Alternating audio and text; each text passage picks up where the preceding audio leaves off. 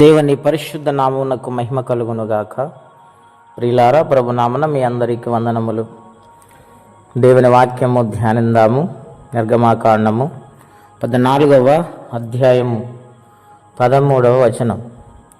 అందుకు మోషే, భయపడుకుడి, యెహోవా మీకు నేడు కలుగజేయు రక్షణ మీరు ఓరక నిలిచియుండి చూడుడి. మీరు నేడు చూసిన ఐగుప్తులనిక మీదట మరి ఎన్నడూ చూడరు. హల్లెలూయా. ప్రియులారా, పరిశుద్ధాత్మ దేవుడు ఈ దినాన మనతో మాట్లాడుచున్నారు. ఇశ్రాయేలు ప్రజలు ప్రయాణమై ఐగుప్తు దేశాన్ని బయలుదేరి వస్తూ ఉన్నారు.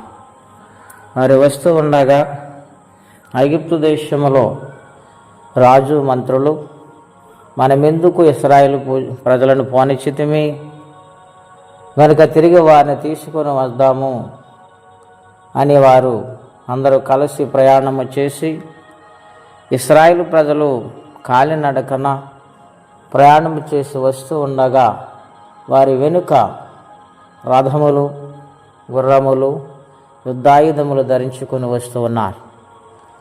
ఐగుప్తీయులు ముఖ్యమైన యుద్ధశాలులు, రాజు, మంత్రులు, సేనాధిపతులు వస్తూ ఉండగా ఇశ్రాయేలు ప్రజలు వెనుకకు చూశారు. చూసినప్పుడు వారు భయపడి, మోషే, మేము ఐగుప్తులకు దాసులైపోతాం, నీకు ఐగుప్తుల్లో ఈ మాటే చెప్పాం, ఈ అరణ్యములు మేము చావనేలా, ఐగుప్తులో సమాధులు లేవని నీవు ఇక్కడ తీసుకుని వచ్చావని కోపపడి సణుక్కుంటూ ఉన్నారు. అటువంటి పరిస్థితిలో ప్రవక్త అయిన దైవజనుడైన మోషే అంటూ ఉన్నారు, ఇశ్రాయేలు ప్రజలారా, మీరు భయపడవద్దు, దేవుడు మీకు గొప్ప రక్షణ కలగజేయబోతూ ఉన్నారు. ఈ సమస్యను ఆయన పరిష్కరిస్తారు. ఇప్పుడు చూస్తున్న ఐగుప్తులను మీరు ఎన్నడూ చూడరు. దేవుడు గొప్ప ఆశ్చర్యకార్యము చేయబోతున్నారు అని వారిని ధైర్యపరుస్తూ ఉన్నాడు. వారిలో అనేక మంది నిరుత్సాహపడిపోతూ ఉన్నా, బలహీనులు అయిపోతూ ఉన్నా, భయముతో కొట్టుమిట్టలాడుతున్నా ప్రవక్త అయిన మోషే వారిని ధైర్యం ఇస్తున్నాడు దేవుని మాట ద్వారా.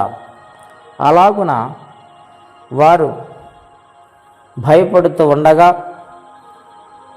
ఐగుప్తులు సమీపిస్తూ ఉన్నప్పుడు వారు చాలా భయముతో ఉన్నారు. అయినను మోషే భయపడొద్దని చెప్పి ప్రార్థిస్తూ ఉండగా వారు ఎర్ర సముద్రము దగ్గరకు వచ్చేసారు.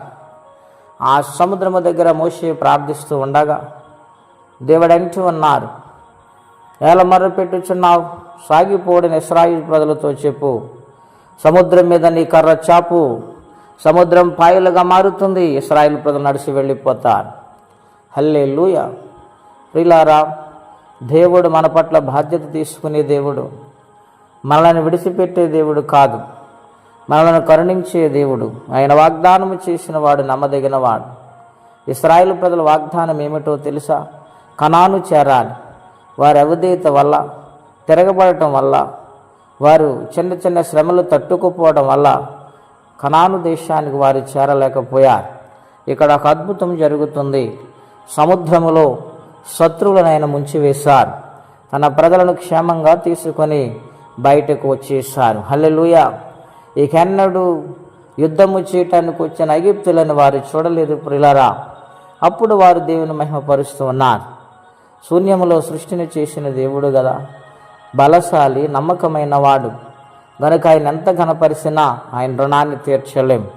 ఆ విధముగా ఇశ్రాయేలు ప్రజలు రక్షించబడ్డారు, దేవుని నీడలో సాగిపోయారు. మన జీవితాల్లో కూడా అటువంటి జీవితం కలిగి ఉండాలని ప్రభు పేట మీకు మనవి చేస్తూ, కష్టం వస్తే నిరుత్సాహపడకుండా దేవుని వైపు చూస్తూ ధైర్యముతో ముందుకు సాగిపోవాలని ప్రభు పేట మనవి చేస్తే మాటలు నేను ముగిస్తూ ఉన్నాను.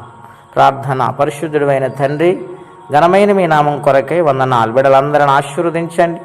శ్రమలో నాయన, బాధలో, కష్టములో కృంగిపోకుండా మీ వైపు చూసి మర్రపెట్టి ప్రార్థించి వారిగా సహాయం చేయండి. ఏ అవసరత, ఏ కష్టం, బాధలో ఉన్నారో వారందరినీ జ్ఞాపకం చేసుకుని వారికి సమృద్ధైన దీవెన, సహాయము, ఆశీర్వాదము, ధైర్యమును అనుగ్రహించి మహిమ పొందమని, తోడుగా ఉండమని యేసుక్రీస్తు నామములో ప్రార్థించి వేడుచున్నాము తండ్రి. ఆమెన్. దేవుడు దీవించును గాక. ఆమెన్.